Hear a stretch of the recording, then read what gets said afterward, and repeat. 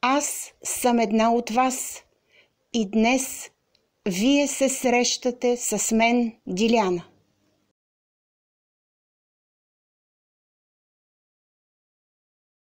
Скъпи приятели, здравейте! Аз съм Диляна и днес ние ще поговорим за възмездието и прошката.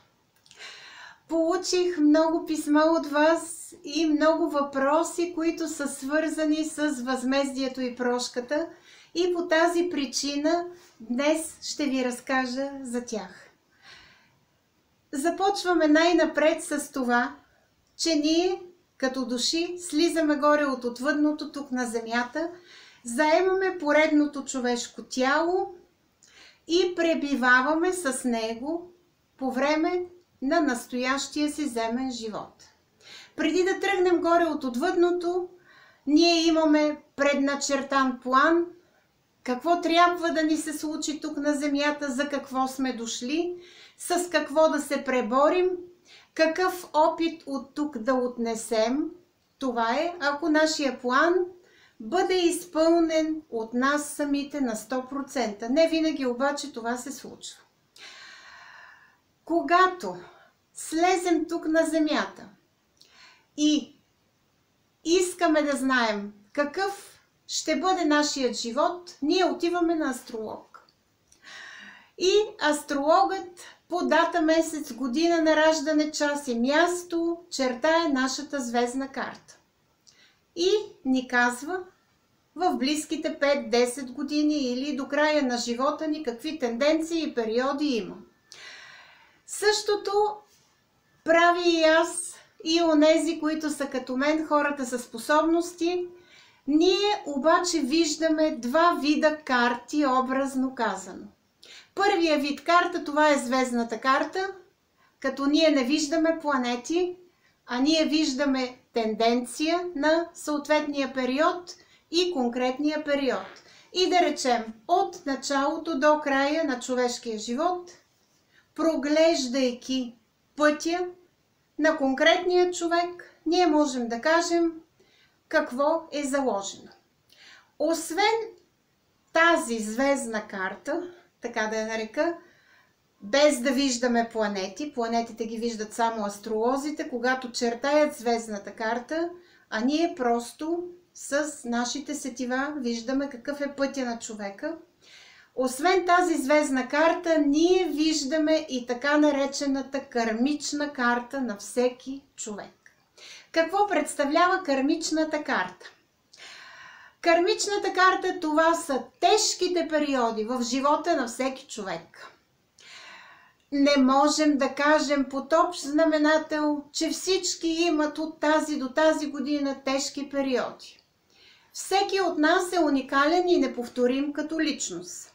Всеки от нас е дошъл, за да мине през различни изпитания.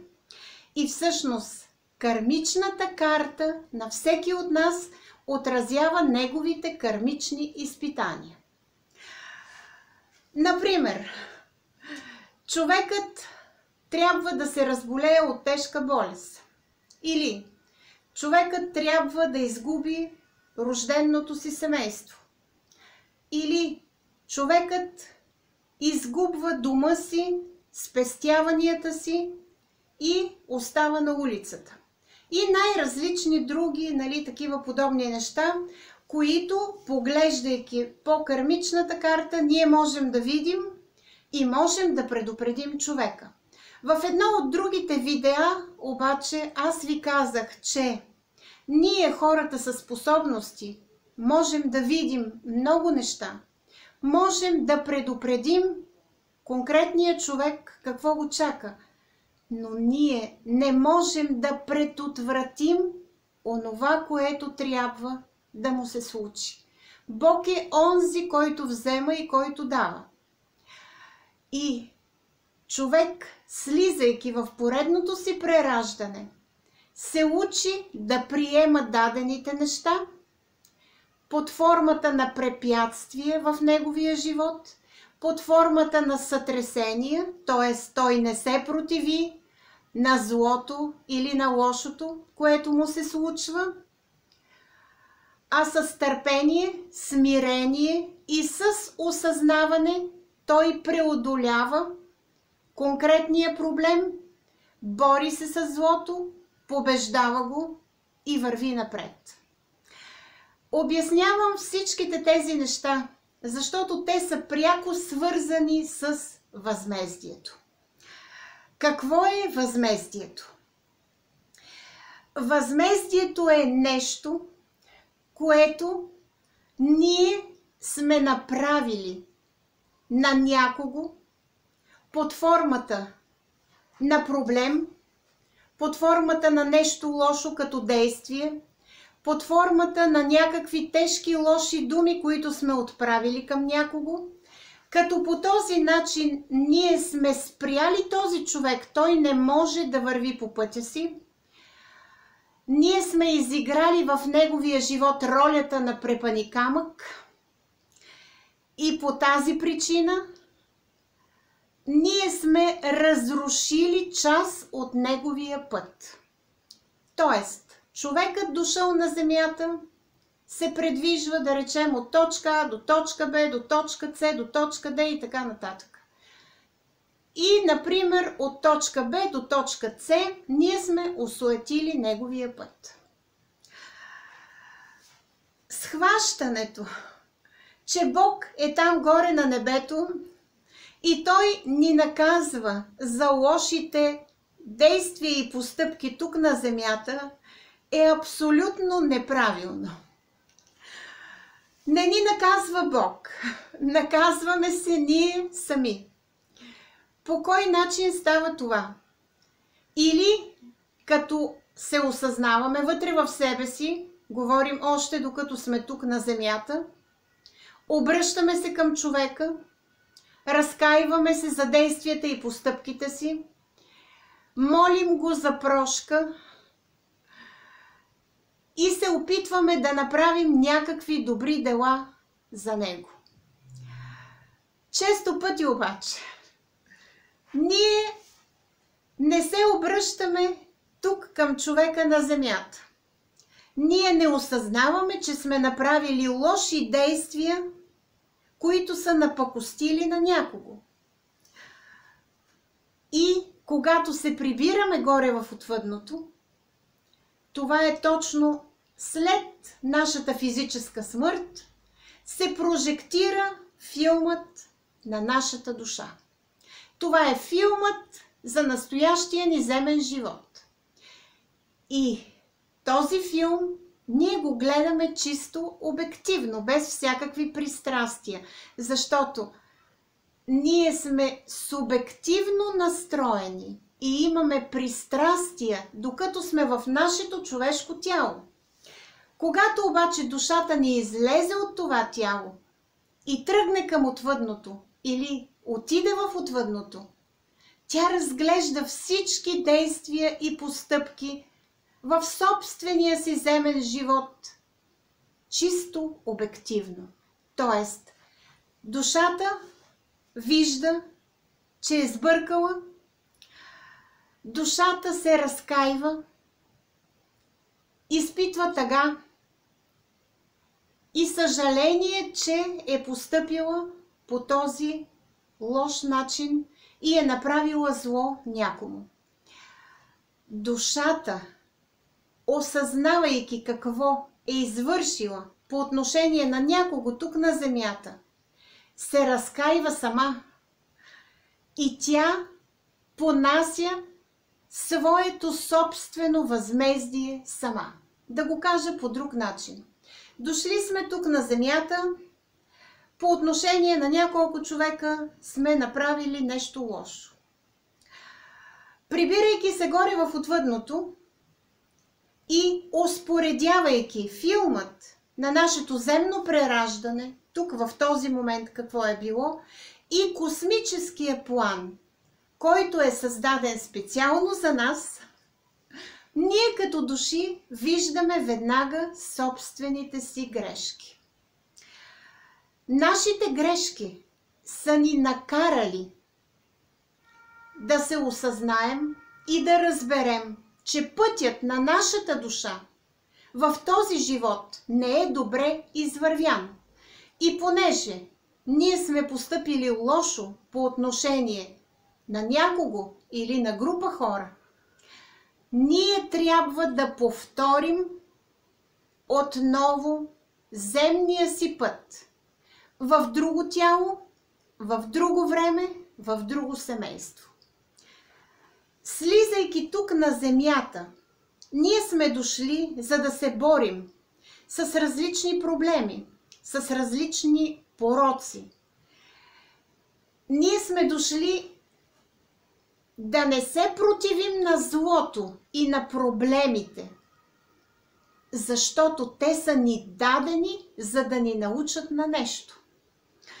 Но, противейки се на проблемите и на злото, ние всъщност не ги приемаме. А ние сме дошли в нашия земен живот, за да ги приемем. Тоест, слизайки на земята, нашата душа преминава през сътресения, преминава през страдания, през изпитания, през отричания, през отхвърляния, за да се научи да приема злото, да приема проблемите, да не се противи на тях, а вътрешно да се опитва да се осъзнае. И да си спомни защо е дошла тук на земята, през какво трябва да мине и какъв опит от тук трябва да отнесе. Възмездието в нашето общество се разглежда по един много интересен начин. Например, еди кой си е направил на тези и тези хора лоши неща. И ето, на цялото негово поколение се връща нещо лошо. Погледнато обективно, това действително е така. Но то не е така по онзи начин, по който ние го тълкуваме. Възмездието не е ние да хвърлим една топка и да счупим чуждия прозорец и оттам да хвърлят друга топка и да счупят нашия прозорец. Тоест, възмездието не се състои само от действия, които са на физическо ниво. Възмездието се състои от действия, които са на личностно ниво. И те са свързани с космическите закони. Какво имам предвид?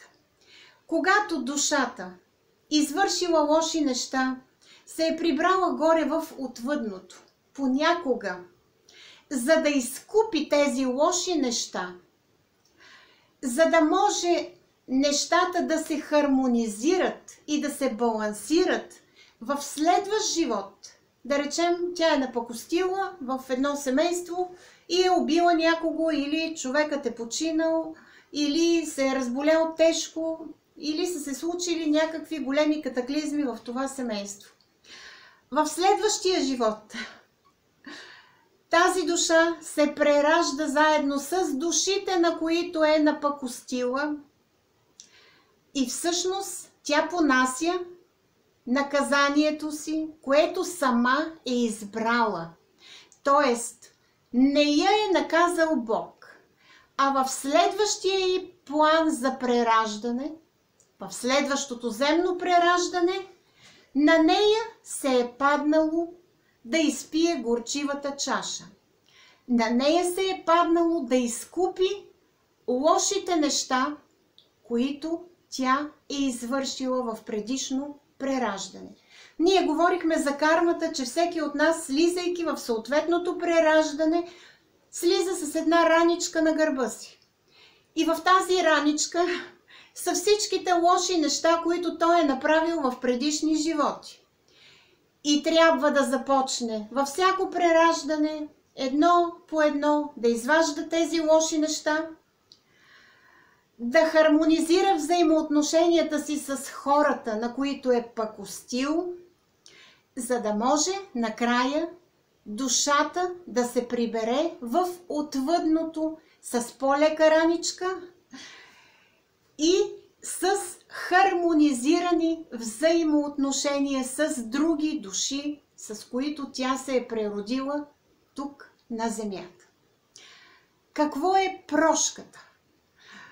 Понякога ние казваме: направихте ни лошо, но ние ви прощаваме. От сърце, от душа и така нататък. Прошката всъщност е чисто духовно качество. Всички ние сме несъвършени. Всички ние сме дошли тук на земята като на училище.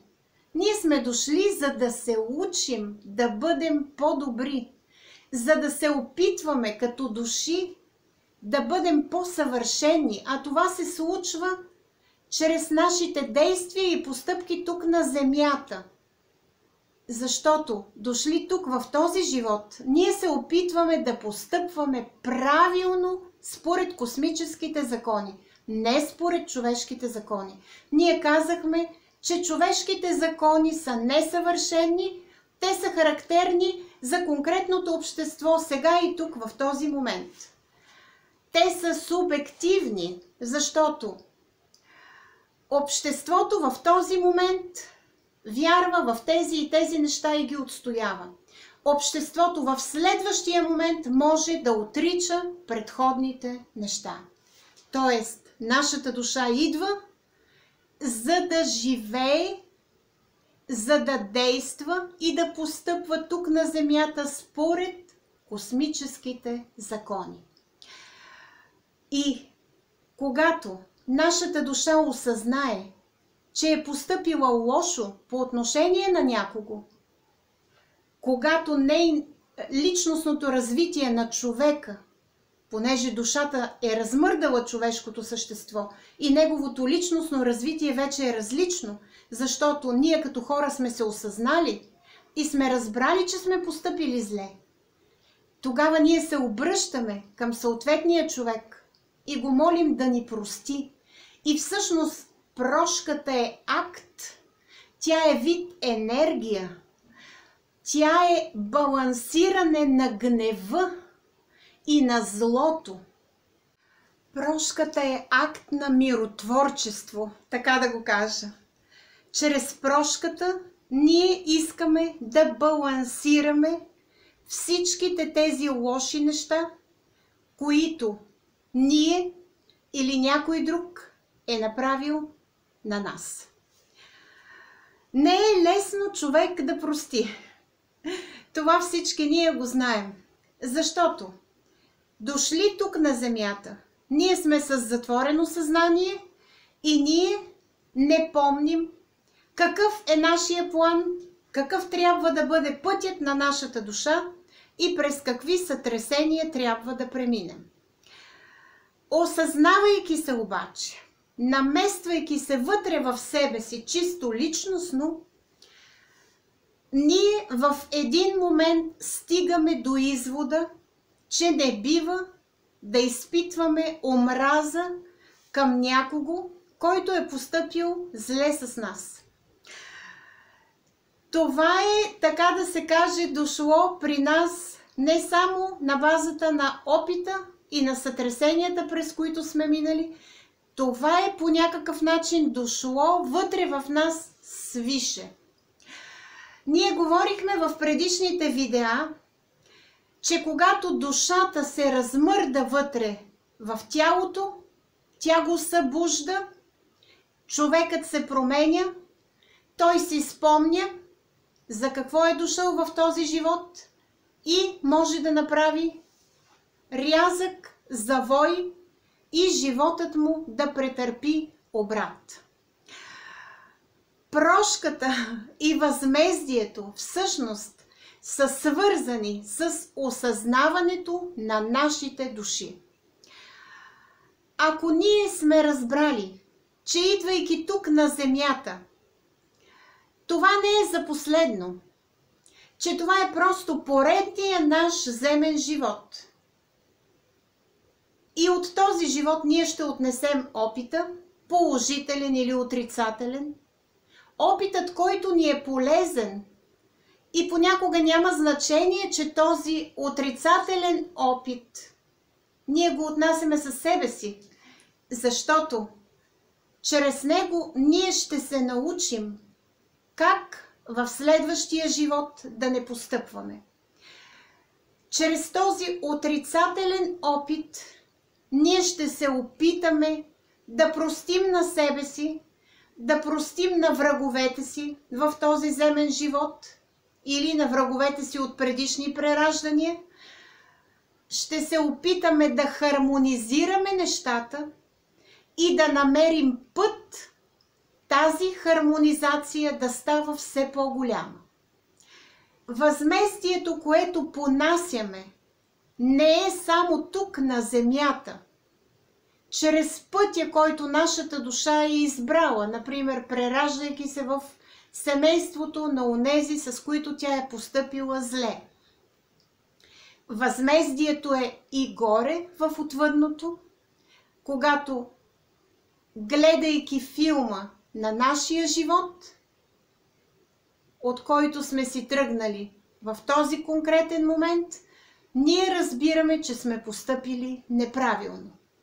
Възмездието е санкциите, които понасяме, когато биваме върнати обратно в следващия земен живот, за да преодоляваме същите препятствия, които не сме преодолели в този земен живот. И да го обясня малко по-кратичко. Тръгваме в този живот. Преминаваме през първи, втори, трети, четвърти клас. Стигаме до пети клас и спираме.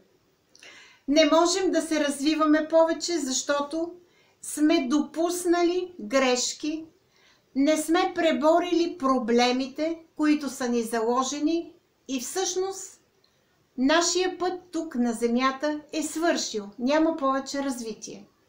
Връщайки се обратно в отвъдното, проглеждайки този земен живот, от който сега сме дошли, ние разбираме къде сме сбъркали. И се изгражда нов план за нас и в следващия си земен живот ние ще постъпим по правилния начин. Ние ще хармонизираме взаимоотношенията с враговете си, ние ще простим на себе си, ще простим и на онези, които са ни наранили. Въпросът за прошката и възмездието не бива да се разглежда от чисто земен план. Той трябва да се разглежда по космическия начин, по духовния начин. Ние не сме безгрешни. Ние сме дошли, за да направим грешки, за да си простим за грешките, за да нараним някои хора, за да ни наранят и те. Тоест, кръговрата на нашия земен живот е свързан с добри и лоши неща. Ние не сме съвършени и не можем да постъпим винаги по правилния начин според космическите закони. Но ние сме дошли да се опитаме да постъпим правилно. И когато постъпим правилно, нашата душа минава едно ниво нагоре. И всъщност пътят на нашите души е свързан именно с това бавно предвижване от едно към друго ниво. Всички ние сме несъвършени. Като хора, душата ни се стреми към все по-голямо съвършенство горе в отвъдното, но за да стане такава, тя трябва да минава всеки път през пътя на земното училище, тук, в настоящия си земен живот и във всеки следващ земен живот. Често пъти тук на земята хората, които са понесли някакви големи страдания и изпитания, се озлобяват към другите хора и по-точно към онези, които са им причинили това. Те изпитват гняв, изпитват омраза, изпитват една такава огромна нелюбов, която е енергия с отрицателен знак. Не бива да допускаме тук на земята и горе в отвъдното да ни обладават подобни отрицателни мисли, защото те са разрушителни както за тялото ни, така и за душата ни. Това може би е свързано с закона за непротивене на злото, с закона за приемането на дадени неща. Но в нашия човешки живот ние не винаги успяваме да се абстрахираме от лошотията, която ни заобикаля. И ние тръгваме да се борим срещу нея. Ние си казваме, не можем да допуснем тези неща. Но тук ние говорим за два вида промени, които всички ние като индивиди трябва да претърпим, докато сме тук на земята. Това са не само революционните промени, това са и еволюционните промени. Тоест, тук не става дума ние да реагираме веднага и да тръгваме да се борим. И тази борба да не завърши положително за никого. Тук става дума ние да се осъзнаем бавно и полека и да намерим път да привлечем в тази посока до себе си и други души, и други човешки същества, и заедно, чрез непротивене на злото, а чрез осъзнаването му, да можем да вървим напред и да го преодолеем. Защото всъщност доброто и злото в нашия живот са свързани. Доброто и злото, това е божественото.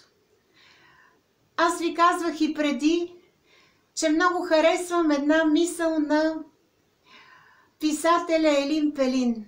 Човек е бяло и черно зърно. Той е добър и лош. Той има две страни. И всъщност, независимо от коя страна го погледнем, дали от бялата или от черната, дали от добрата или от лошата, ние осъзнаваме, че този човек, еднакво добър и лош, е уникален и неповторим като личност. Такива сме всички ние.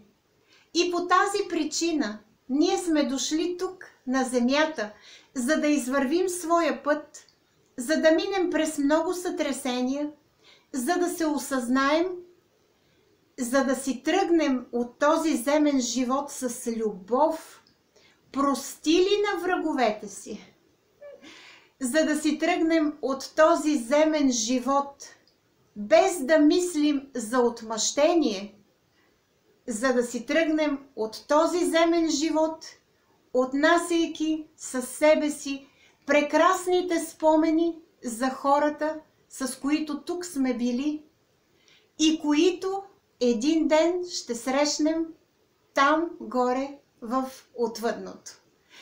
Благодаря ви, че днес бяхте с мен. До нови срещи с следващото видео. Довиждане!